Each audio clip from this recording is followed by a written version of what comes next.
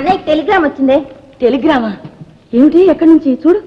ఏమీ లేదమ్మా, అన్నయ్యకి కాలేజీలో లెక్చరర్ పనిచ్చారట, రేపే వచ్చి చేరాలట. ఏమి టెలిగ్రామ్లో ఏమిటో. మా కాలంలో ఏ అశుభానికో తప్ప టెలిగ్రామ్ ఇచ్చేవాళ్ళు గారు. ఇప్పుడు ప్రతిదానికి టెలిగ్రాములే. ఆఖరికి శుభలేఖలు కూడా టెలిగ్రామ్లోనే కొట్టేస్తున్నారు. ఒరే విశ్వం, నీకు నువ్వుండమ్మా. ఏంటి?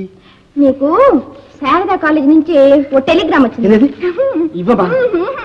అందులో ఏముందో చెప్పు. ఊరికే చెప్తారేమిటి పాపం. నాకు మంచి ప్రెజెంట్ ఇవ్వు, చెప్తాను. ప్రెజెంటా? మాట రాదా, ఒక చిన్న కుర్రాన్ని తీసుకొచ్చి పెళ్లి చేసేస్తాను, సరేగా? నాకేం వద్దులేపో, నువ్వే ఓ పిల్లని చూసి చేసుకో. బ్రహ్మచారులకి ఉద్యోగం ఇవ్వరట. చేసుకోకపోతే వాళ్ళే ఓ పిల్లని తీసుకొచ్చి నెత్తిన ముట్టుకొని ముట్టి పెళ్లి చేసి ఆ తర్వాత ఉద్యోగం ఇస్తారట. మరీ మంచిది, డబుల్ ఛాన్స్. అయితే ఈ సంగతులన్నీ ఈ టెలిగ్రామ్ లోనే రాశారా? చూడండి, ఇవ్వు లేకపోతే పెళ్లి చేస్తాను.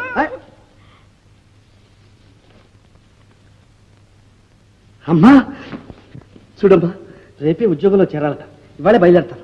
అన్నయ్య, నాకు కూడా ఉద్యోగం చూడు, మనం అందరం అక్కడే ఉందాం. నీకు అక్కడ ఉద్యోగం ఉండద్దు? దాని ఉద్యోగం మాట ఎలా ఉన్నా ముందు ఒక ఇల్లు చూడు నాయన, లేకపోతే ఆ హోటల్ భోజనంతో నీ ఆరోగ్యం చెడిపోతుంది. అదేగాక నువ్వు అక్కడ మేము ఇక్కడ, 2 చోట్ల ఖర్చు మాటలే. ముందు నేను అక్కడికి వెళ్ళి చేరని అమ్మా. రామా,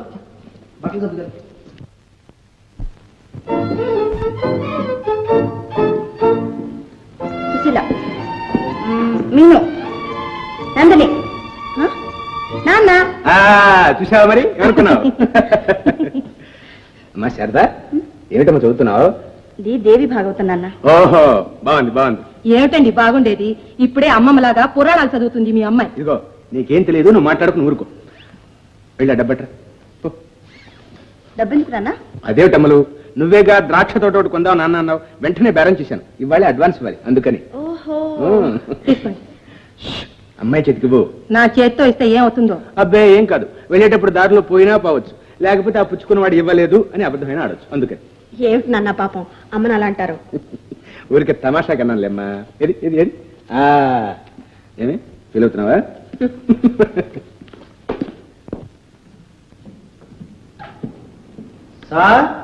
ఎవరా సారు? నేనండి. నేనంటే? నేనండి, నేను. ఓ మీరా? ఇది మా ఇల్లు అని మీకు ఎవరు చెప్పారు? ఎవరు చెప్పలేదండి. మరి ఎలా వచ్చారు? నేను మీ ఇంటికి రాలేదండి. ఇది మా ఇల్లేనంటే? కావచ్చండి, నేను వచ్చింది మీ ఇంటికి కాదండి. ఏమండి, ఇది తెలుగు వ్యాకరణమా? కాదండి, తెలివి వ్యాకరణం. సంతోషించాం గానీ మీరు వచ్చిన సంగతి ఏమిటో చెప్పండి ముందు. అసలండి శ్రీహర్రావు గారు మీకు తెలుసా అండి? శ్రీహర్రావు గారు శారదా కళాశాలలో ఒక తెలుగు లెక్చరర్ పోస్ట్ ఖాళీగా ఉందని, వారిని వచ్చి వెంటనే కలుసుకోమని. ఆపండి ఆపండి, మీరు పండితులా? అవునండి. ఆ ఉద్యోగం మీకు రాదు, వెళ్ళండి. అదేమిటండి? అయ్యా, ఆ కాలేజ్ మాది. మీది కాదులేండి, శ్రీహర్రావు గారిది. ఆ శ్రీహర్రావు గారే మా నాన్నగారు. నా పేరే శారద. ఇప్పుడు తెలిసిందా? మాకు కావాల్సింది తెలుగు లెక్చరర్, మీరు కాదు. దయచేయండి. Sharada Telugu success, grand success. ఏమిటన్నా? అదేనమ్మా, ఆ ద్రాక్ష తోటకుంటానికి వెళ్ళానా, అతను అనుకోకుండా 20,000 తగ్గించేశాడు. అలాగా? నా తల్లి చెయ్యి బంగారు చెయ్యి. ఏది ఏది? అరే ఎవరి అబ్బాయి? మన కాలేజీకి తెలుగు లెక్చరర్ కావాలన్నాం కదా నాన్న. నమస్కారం అండి. గుడ్. కుర్రవాడు ఎర్రగా బుర్రగా బాగా ఉన్నాడే. సరిగా చూడండి నాన్న, ఆ మొహంలో తెలుగు చెప్పే లక్షణాలు ఏమైనా ఉన్నాయి?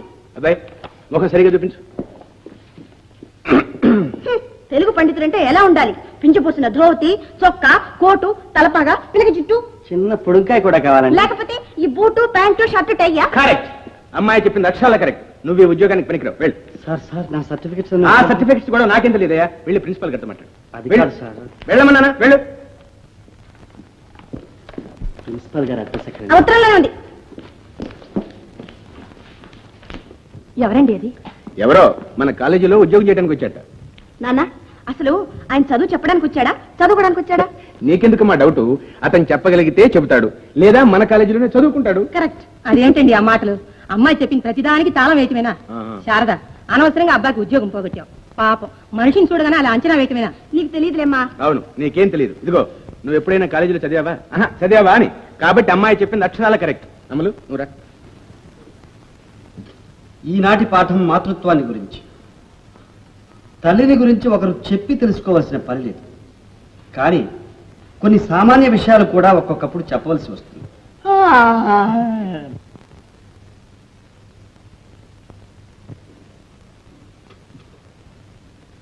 అమ్మ, ఆహా, ఎంత తీయని పదం. అలసిపోయిన హృదయానికి అలసట తీరుస్తుంది, అశాంతికి ఉపశాంతి కలిగిస్తుంది, ఆనందం యొక్క పరమార్థం చూపుతుంది.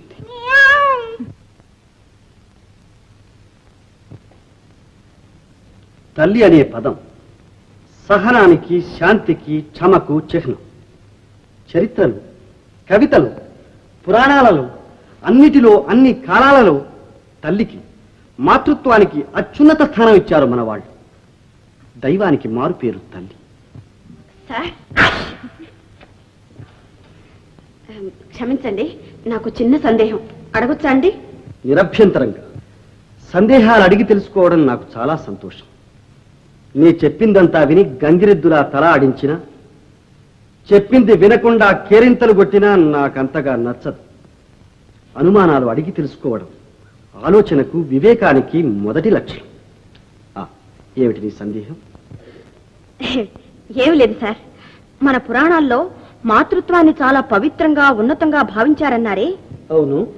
అక్కడే చిన్న సందేహం. ఏమిటా సందేహం?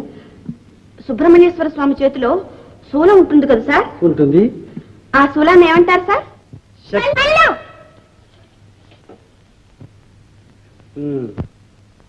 శక్తిశూలమని, జ్ఞానశూలమని, విజయశూలమని ఎవరి మనోభావాల్ని బట్టి వాళ్ళు అంటారు. సుబ్రహ్మణ్యేశ్వర స్వామికి ఆ శూలాన్ని ఇచ్చింది ఎవరండి?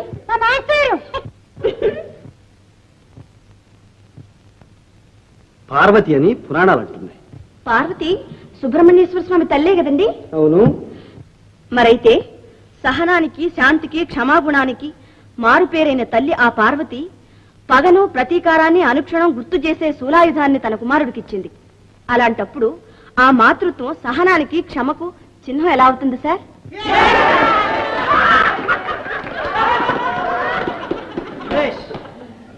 భేషైన ప్రశ్న. ఇలా అడిగేవాళ్ళు ఉన్నప్పుడే చెప్పేవాళ్లకు కొంత ఉత్సాహం ఉంటుంది. ఇలా చూడు.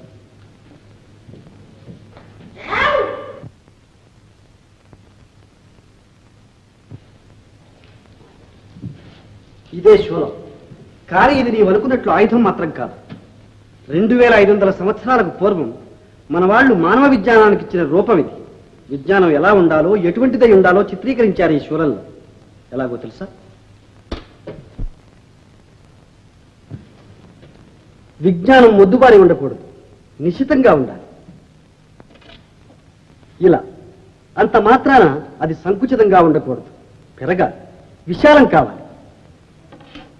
ఇలా ఆ విజ్ఞానం అలాగే పెరిగి పైపైనే మాటల్లో తేలిపోతూ ఉండకూడదు, గాఢంగా హృదయాంతరాళాల్లో నాటుకునేటట్లు సూది మనలా ఉండాలి. ఇలా అప్పుడే అది నిజమైన విజ్ఞానం అవుతుందని మన పూర్వీకుల సిద్ధాంతం. అర్థమైందా?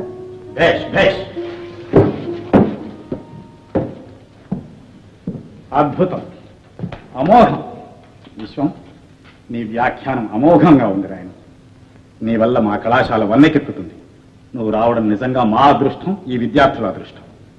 ఇదంతా మీ ఆశీర్వాదం, మీ సహాయం. అందుకు నేను నిజంగా గర్విస్తున్నాను. Very well, carry on. వస్తాను.